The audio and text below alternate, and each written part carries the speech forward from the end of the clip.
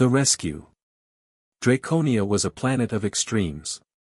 Its fiery skies during the day blazed with the light of twin suns, and its nights were a tapestry of cold indigo hues speckled with alien constellations.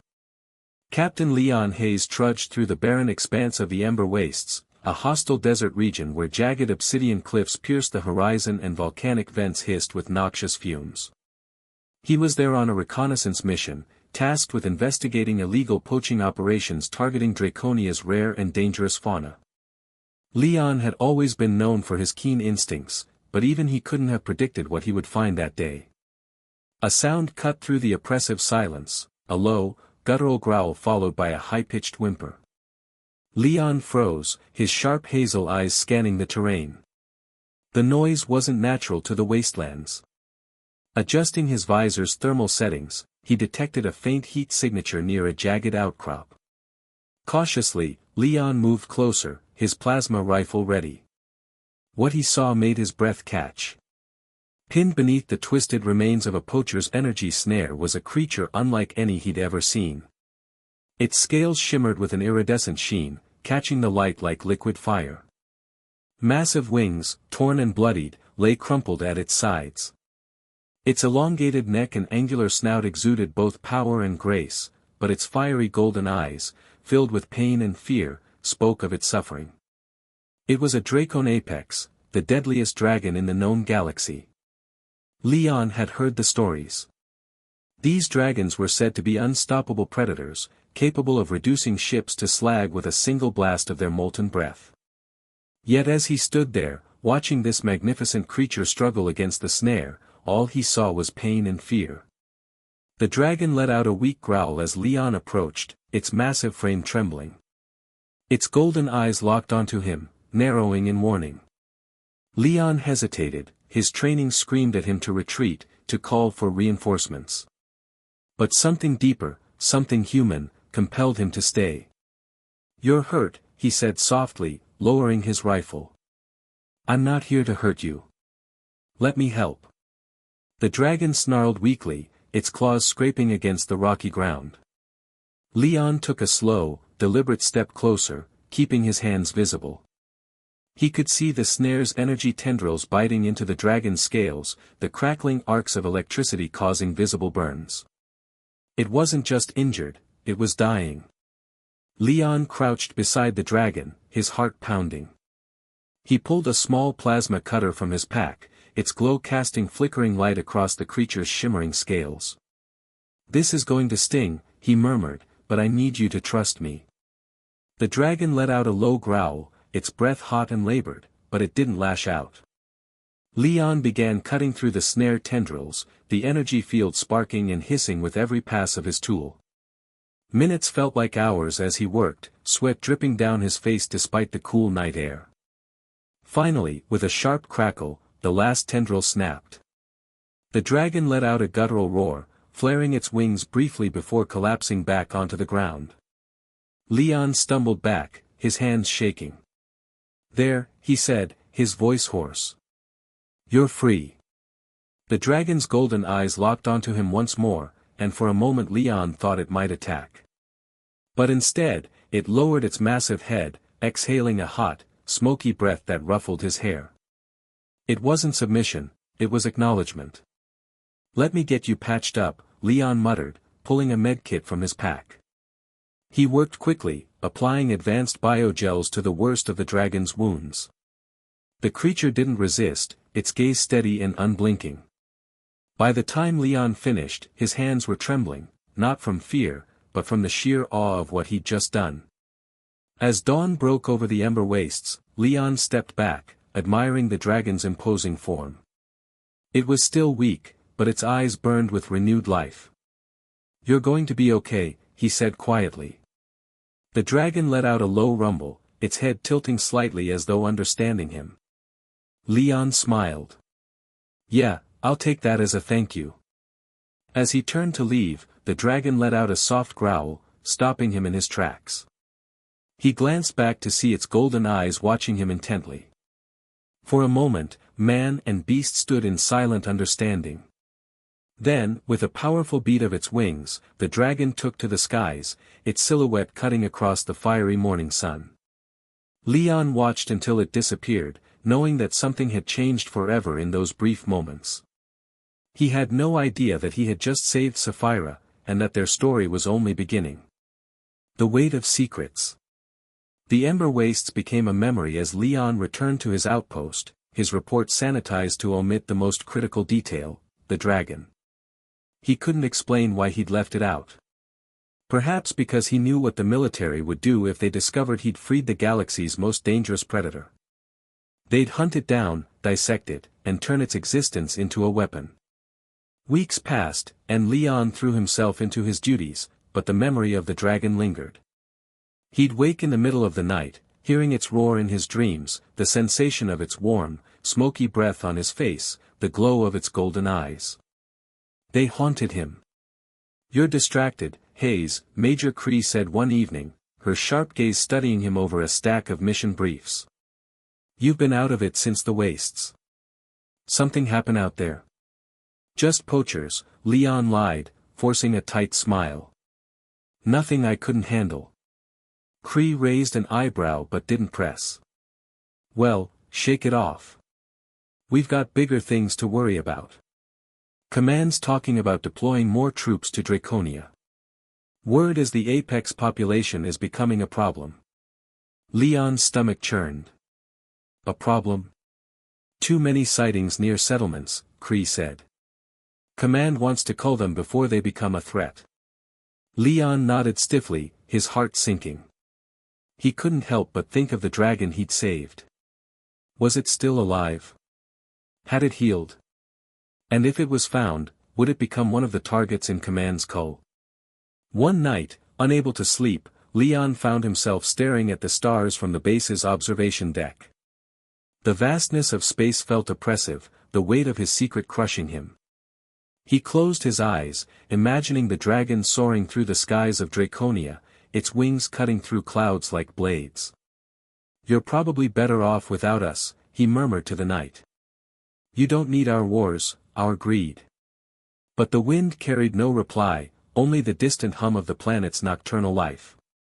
Yet deep down, Leon felt a flicker of hope, a sense that the dragon was still out there, alive and thriving in the wild. It was a bond he couldn't explain, a connection forged in the heart of the wastes.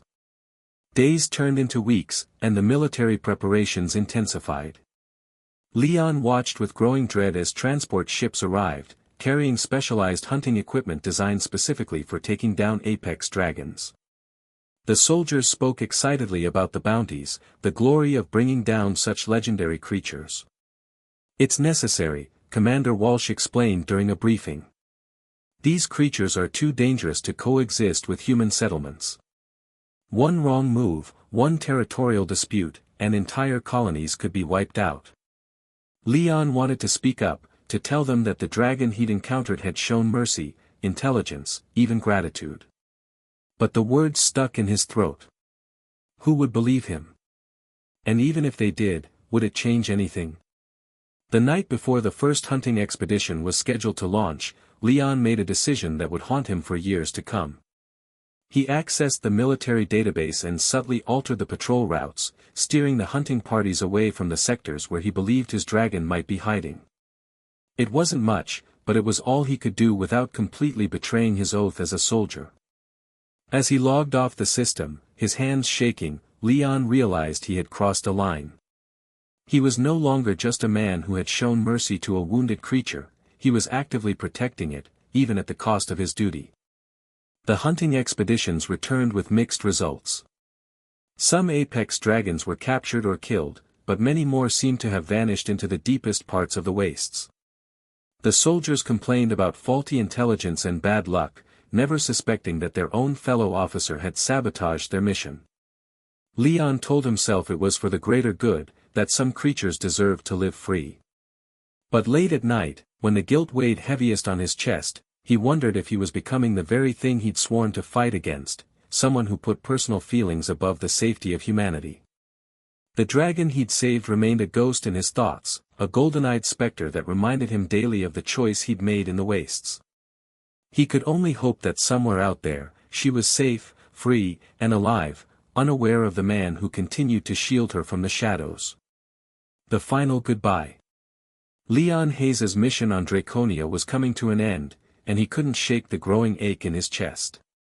His deployment had been extended twice already, but the message from Galactic Command was clear: he was needed elsewhere. The clock was ticking, and his window to revisit the Ember Wastes, to see her again, was narrowing. For weeks, he had carried the memory of the dragon like a stone in his chest. She haunted his dreams, her glowing golden eyes filled with pain, trust, and a strength that seemed otherworldly. He had given her freedom, saved her life, and in doing so, tied a piece of himself to her forever. But he hadn't returned to the Wastes since that fateful day. Duty and fear had kept him away.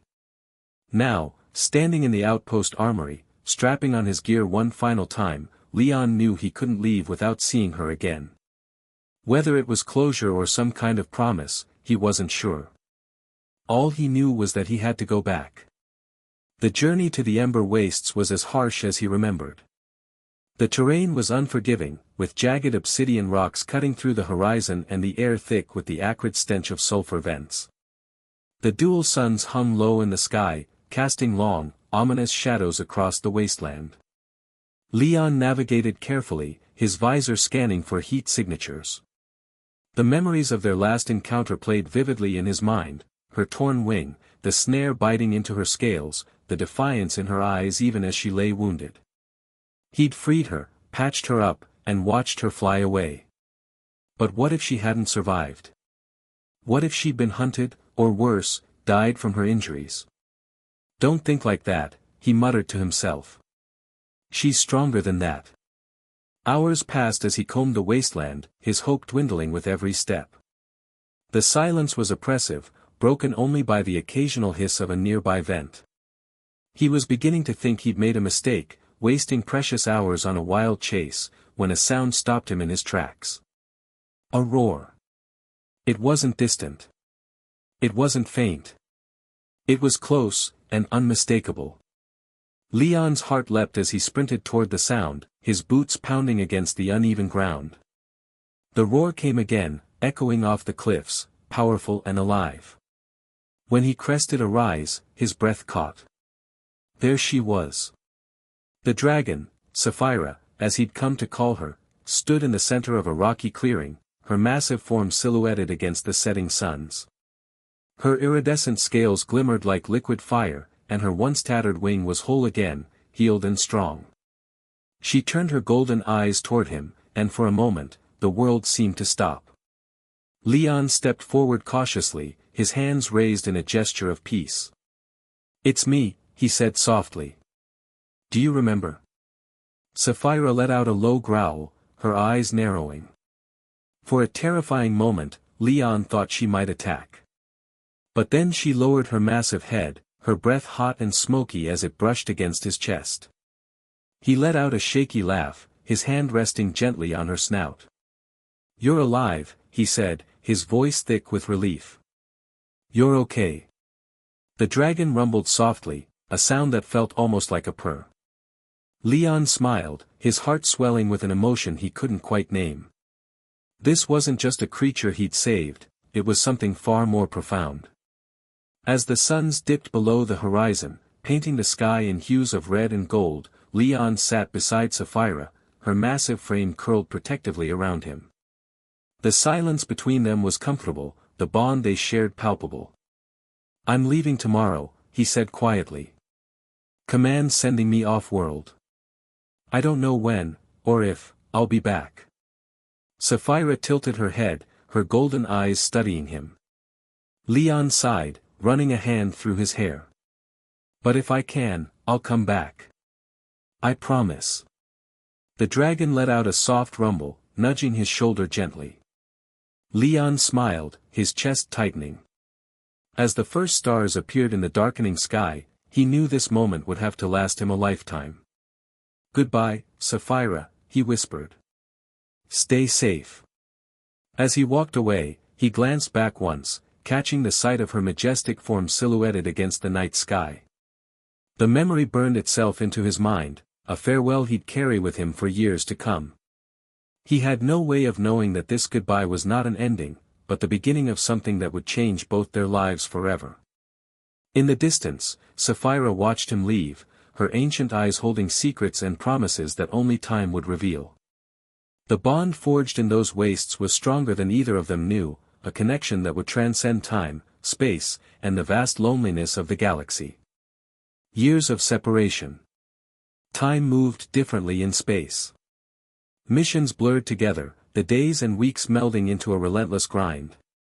Leon's career in Galactic Command flourished, he earned promotions, accolades, and the respect of his peers. But despite his success, a part of him remained forever anchored to a barren wasteland on a distant planet, where golden eyes had looked at him with trust and understanding. 5 years had passed since Draconia. 5 years since he'd said goodbye to Safira.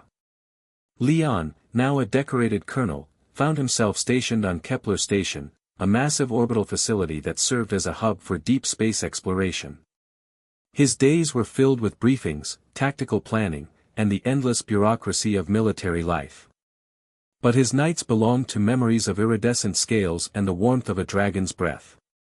He tried to forget, to move on with his life.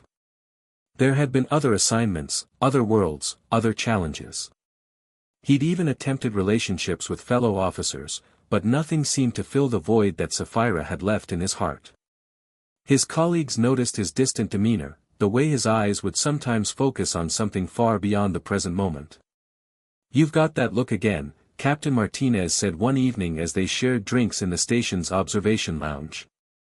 The stars streaked past the massive viewport, a river of light in the darkness. "Like you're seeing ghosts." Leon forced a smile, taking a sip of his synthetic whiskey. "Just thinking about old assignments." "Draconia?" Martinez asked. Leon's time on the Dragon planet had become something of a legend among his peers, though the official reports mentioned nothing about his encounter with Safira. "I heard that place could get under your skin." "Something like that," Leon murmured, his gaze drifting to the stars. Somewhere out there, beyond the void, was Draconia. Was Safira still alive? Had she found others of her kind? Did she ever think about the human who had freed her from the poacher's trap? The questions haunted him, but he had no answers. Draconia was classified as a restricted system now, off-limits to civilian traffic and heavily monitored by military patrols. The dragon culling operations had been deemed a success, with official reports claiming that the Apex population had been managed to sustainable levels. Leon wondered how many of those magnificent creatures had paid the price for humanity's expansion into their territory. His guilt over sabotaging those early hunting missions had never fully faded. Late at night, in the quiet of his quarters, he would question whether he'd done the right thing. Had his actions led to attacks on human settlements? Had people died because he'd allowed dangerous predators to escape? The weight of those possibilities pressed down on him like a physical force. But then he would remember Safira's eyes, the intelligence and pain he'd seen there, and he knew he couldn't have acted differently.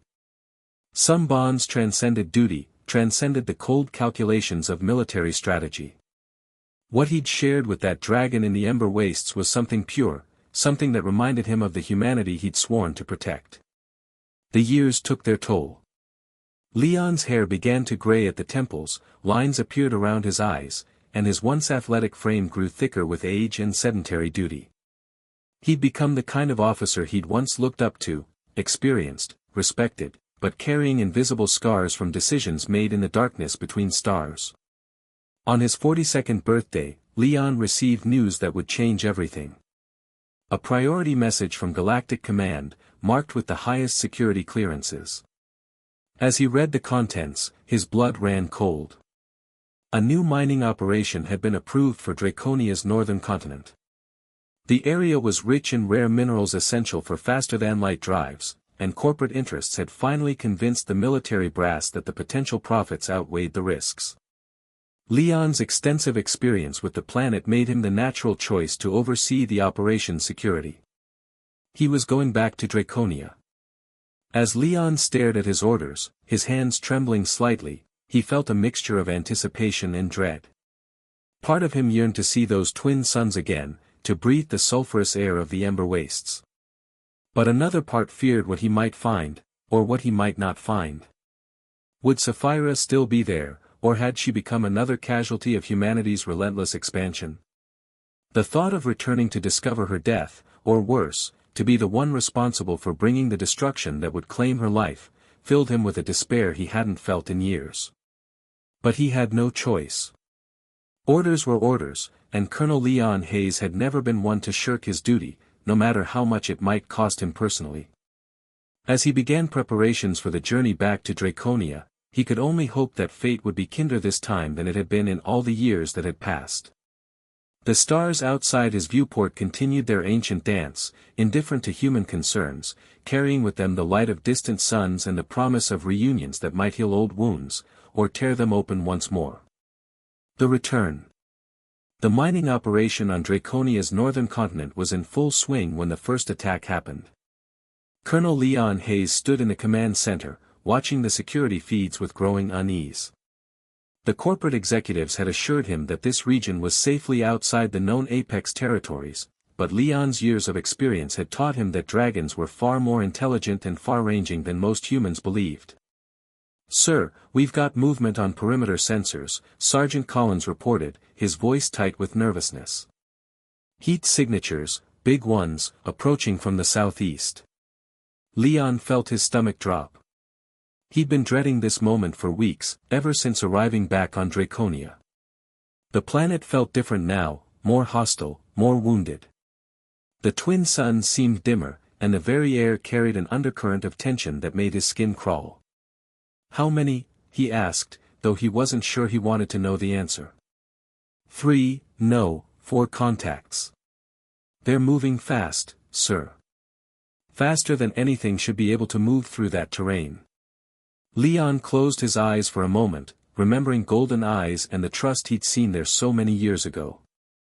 "Stand down the defensive systems," he ordered quietly. "Sir." Collins looked at him in shock. "With respect, those are Apex dragons approaching. Protocol demands." "I said stand down," Leon repeated, his voice carrying the authority of years in command. "I'll handle this personally." Against the protests of his staff and the panicked objections of the mining executives, Leon left the safety of the command center and walked out into the Draconian wilderness. The familiar heat of the twin suns beat down on him as he made his way to a rocky outcrop that overlooked the mining site. He was unarmed, wearing only his standard uniform, trusting in a bond that had sustained him through years of separation and doubt. He didn't have to wait long. The first dragon crested the ridge like a living mountain, its scales catching the sunlight in a dazzling display of iridescent fire. Leon's breath caught in his throat. It was Safira, older now, larger, more magnificent than he remembered. But she wasn't alone. Behind her came 3 smaller dragons, their scales a slightly different hue but unmistakably her offspring. They moved with the fluid grace of apex predators, but there was something in their approach that spoke of caution rather than aggression. Safira landed 50 meters away, her golden eyes fixed on Leon with an intensity that made his knees weak. For a moment, neither moved. Then, slowly, she began to approach, her massive head lowered slightly, not in submission, but in recognition. "Hello, old friend," Leon whispered, his voice thick with emotion. When Safira was close enough, she exhaled a gentle puff of warm air that ruffled his graying hair. It was the same gesture she'd made all those years ago, a sign of acceptance and trust. Leon reached out with trembling hands, placing them against her snout just as he had in the Ember Wastes. "You remember," he said, tears streaming down his weathered face. "After all this time, you remember." Safira rumbled softly, a sound that Leon felt in his bones. Then she stepped aside, revealing her 3 hatchlings. They were beautiful creatures, each bearing the same intelligent eyes as their mother, the same aura of barely contained power. "Your children," Leon breathed, understanding flooding through him. "You brought them to meet me." As if in response to his words, the smallest of the 3 hatchlings approached, sniffing curiously at Leon's outstretched hand. When it didn't detect any threat, it allowed him to touch its scales, as warm and smooth as polished stone. "They're incredible," Leon murmured, his heart swelling with an emotion he couldn't name. "Just like their mother." For the next hour, Leon sat among the dragons, feeling more at peace than he had in years. Safira's hatchlings gradually overcame their initial wariness, allowing him to examine their wings, their claws, their magnificent scaled hides. They were perfect predators, but in their eyes he saw the same spark of intelligence and capacity for trust that their mother possessed. As the twin suns began to set, painting the sky in familiar shades of red and gold, Safira rose to her feet. The message was clear: it was time for them to go. Leon stood as well, his heart heavy with the knowledge that this reunion, like their last meeting, would have to end. "Thank you," he said simply. "For trusting me with this. For letting me meet them." Safira touched her snout to his forehead one last time, a gesture that felt like a blessing. Then she turned to her offspring, issuing a series of low calls that sent them scrambling into flight formation. As the dragon family took to the skies, Leon watched until they were nothing more than specks against the darkening heavens. When he finally turned back toward the mining site, he found his entire security team waiting for him, weapons lowered, faces filled with awe and confusion. "Sir," Sergeant Collins said carefully, "what just happened out there?" Leon looked back at the sky one more time, then smiled, the first genuine smile he'd worn in years. "I kept a promise," he said simply. In the days that followed, Leon submitted his final report to Galactic Command. The mining operation could continue, he wrote, but with strict protocols in place to respect the indigenous dragon population. The Apex dragons had shown remarkable intelligence and restraint, and coexistence was not only possible but preferable to the alternative. He didn't mention the specifics of his encounter with Safira and her hatchlings. Some things were too precious, too personal to share with the cold bureaucracy of military command. Instead, he requested immediate reassignment to a desk job on Earth, claiming that his years of deep space deployment had taken their toll. On his last night on Draconia, Leon returned to the outcrop where Safira had brought her children to meet him. As he sat under the alien stars, he felt a sense of completion that had eluded him for years. The bond forged in the Ember Wastes had come full circle, transformed from a moment of desperate compassion into something deeper and more meaningful. He had saved a dragon, and in return, she had saved his soul. The transport ship that carried Leon away from Draconia lifted off at dawn, carrying him back to Earth and a well-deserved retirement. As the planet fell away beneath them, Leon pressed his face to the viewport for one last look at the world that had changed his life twice over. Somewhere in those vast wastelands, Safira was teaching her children to hunt, to fly, to survive in a galaxy that often showed little mercy to those who were different. But she was also teaching them something else, that sometimes, across the vast differences of species and circumstance, understanding and compassion could flourish. It was a lesson that Leon carried with him for the rest of his days, a reminder that the bonds we forge in our darkest moments often become the light that guides us home. Years later, as an old man sitting in his garden on Earth, Leon would sometimes look up at the stars and wonder about Safira and her family. He liked to imagine them soaring through Draconia's skies, free and wild and magnificent, their golden eyes reflecting the light of twin suns. In those moments, he knew with absolute certainty that he had made the right choice all those years ago in the Ember Wastes. Some connections transcend time, space, and species. Some bonds, once forged, last forever. The end.